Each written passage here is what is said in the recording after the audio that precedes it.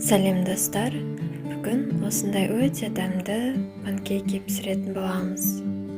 Панкейкиге мед, варенье өздеріңіздің қалауларынша қосаңыздар болады. Панкейки пісіру үшін бізге ең алдымен 2 жұмыртқа қажет. 3 ас қасық қант қосамыз. Жақсылап араластырамыз.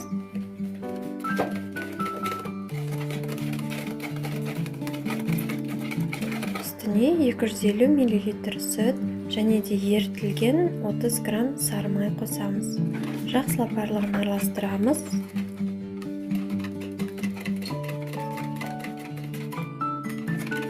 Араластырып болғаннан кейін оның үстіне 300 грамм ұн қосамыз.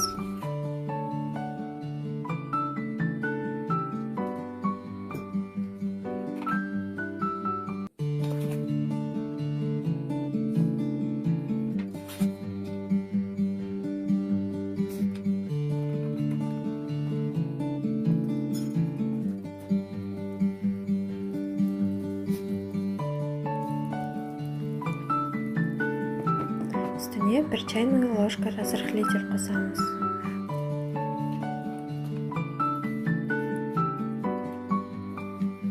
Барлығын жақсылап араластырамыз.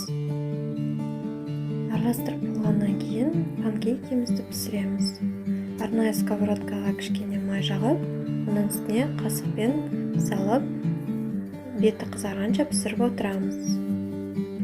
Барлықтарыңызға ұнайды деген ойдамын. Пісіріп көріңіздер, ас болсын.